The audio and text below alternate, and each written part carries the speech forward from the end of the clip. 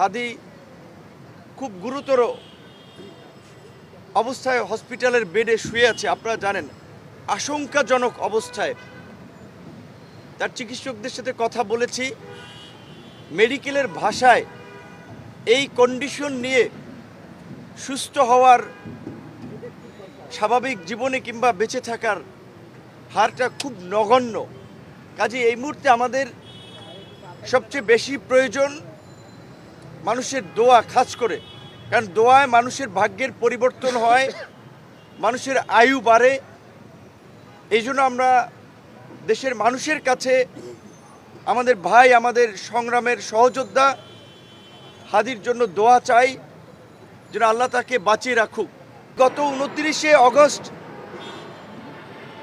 আল রাজি কমপ্লেক্সে, সেখানেও চতুর্দিকে সিসি ক্যামেরা বেষ্টিত এলাকা, মিডিয়ার সামনে আমি আমার সহকর্মীরা আক্রান্ত হয়েছিলাম কতিপয় পুলিশ এবং কতিপয় সেনা সদস্য দ্বারা। লোক দেখানোর একটা তদন্ত কমিটি হয়েছিল, 60টা 30 কর্মদিবসের টাইম দিয়ে এখন পর্যন্ত এই তদন্ত কমিশন আলোর মুখ দেখে নাই। যদি এই অতীতের ঘটনাগুলোতে যদি সরকার একটা শক্ত ভূমিকা নিত, আজকে এই ধরনের হয়তো ঘটনার পুনরাবৃত্তি হতো না। আমরা যেটা বলেছি যে হাদির পরিবারকে ডেকে নিয়ে সান্ত্বনা দেওয়া হয়েছে, বলা হয়েছে তো বিচার করব, খুনিরা ধরা পড়বে। এই বয়ান শেখ হাসিনাও দিয়েছে। তাই আমরা বর্তমান অন্তর্বর্তীকালীন সরকারকে পরিষ্কারভাবে বলতে চাই, কোনো সান্ত্বনার বাণী শোনাবেন না, সান্ত্বনার বাণী শোনাবেন না। শেখ হাসিনার পরিণতি দেখেছেন, বিক্ষুব্ধ জনতা কিভাবে গণভবন ঘেরাও করতে গিয়েছিল। কাজে আপনারাও যদি ওই শেখ হাসিনার মতোই সান্ত্বনার বাণী শোনান, আমাদেরকে ঘুমপাড়ানি মাসি পিসির গল্প শুনিয়ে শান্ত রাখতে চান, সেটি আপনারা পারবেন না। নির্বাচনের তফসিল দিয়েছেন, কতটুকু নির্বাচনের পরিবেশ আছে সেটি নিয়ে গোটা দেশের মানুষ উদ্বিগ্ন। এই অবস্থায় নির্বাচন তো হবে না যদি এই অবস্থা চলতে থাকে। আর একটা মহল তো চাচ্ছে যে নির্বাচন যাতে না হয়, নির্বাচন বানচাল করে দেশে আরেকটি বিদেশি মদতপুষ্ট সরকার গঠন করা, 111-এর মতো আরেকটি সরকার গঠন করে ওই পতিত স্বৈরাচারী শক্তিকে কামব্যাক করানো, যে শক্তির বিরুদ্ধে এদেশের জনগণ গণপ্রতিরোধ গড়ে তুলেছিল এবং জনগণের সেই গণপ্রতিরোধের মুখে তারা দেশ থেকে পালিয়ে গিয়েছিল। আমরা বারবার বলেছিলাম যে গণ অভ্যুত্থানের পরবর্তী বিভিন্ন ধরনের, যখন আপনারা দেখছেন স্বর্ণ ব্যবসায়ীর বনশ্রীতে আপনার গুলি করে স্বর্ণ নিয়ে গেছে, ব্যাংক পাড়া থেকে গুলি করে টাকা ছিনতাই করে নিয়ে যাচ্ছে। শীর্ষ সন্ত্রাসীরা, বিভিন্ন শীর্ষ সন্ত্রাসীরা কারাগারে যারা ছিলেন তারা জামিনে বের হয়েছেন। এমনকি এই জুলাইয়ের যারা হামলা মামলার আসামি ছিলেন তারা অনেকে জামিন পেয়ে যাচ্ছেন। মানি লন্ডারার থেকে শুরু করে খুনি অনেকেই জামিন পেয়ে যাচ্ছেন। আমরা কোর্টের কাছে জানতে চাই, এই সন্ত্রাসীরা এই গণ অভ্যুত্থানে যাদের গণবিরোধী ভূমিকা ছিল তারা কিভাবে জামিন পাচ্ছে, কারা তাদের জামিনের জন্য দাঁড়াচ্ছে, আর কোর্ট বা কিভাবে তাদের জামিন দিচ্ছে। অবশ্যই কোর্টকে আমরা সম্মান করি, শ্রদ্ধা করি, কিন্তু আমরা তো চোখের সামনে দেখছি যে টাকা পাচারকারী থেকে শুরু করে খুনিরা জামিন পাচ্ছে। শুধু জামিন পাচ্ছে না, নির্বিঘ্নে তারা দেশ থেকে বাইরে চলে যাচ্ছে।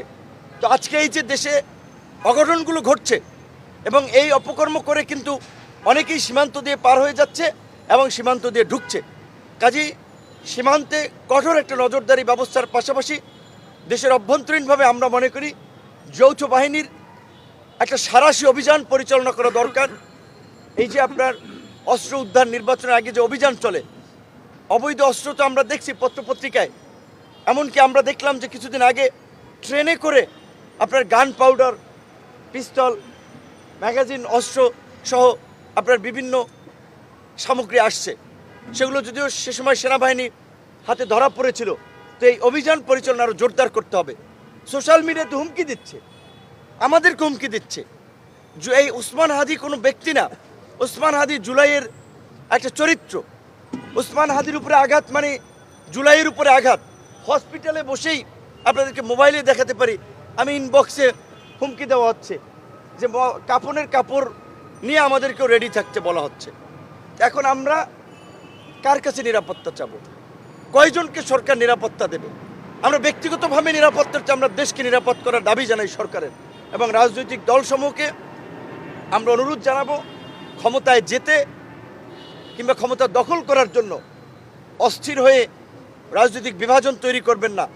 আপনাদের বিভাজনের কারণেই এখন পর্যন্ত ফ্যাসিবাদী শক্তির আস্ফলন দেখাচ্ছি।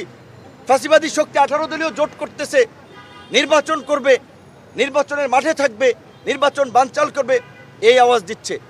আওয়ামী লীগ নিষিদ্ধের সময় আমরা সকলের পরিষ্কার অবস্থান দেখতে পাই নাই।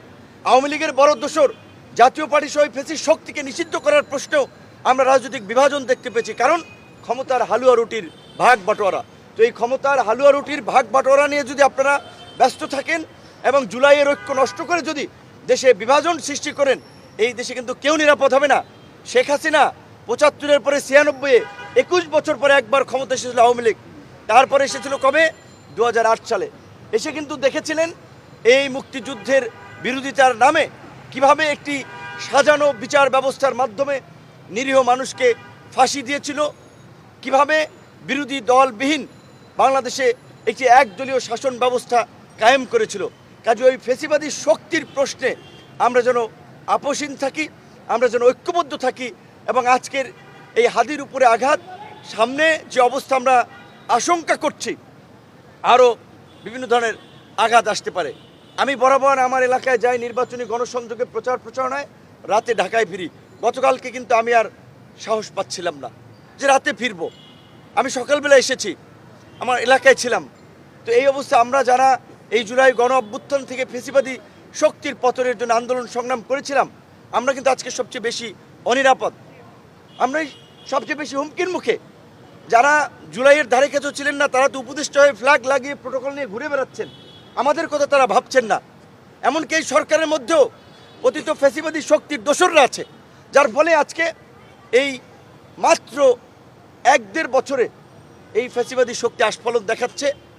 সোশ্যাল মিডিয়াতে তারা রাস্তায় নামবে, দেখে নিবে, জুলাই ভরে দিবে, জুলাই বিনাশ করবে, এই সমস্ত হুমকি দিচ্ছে।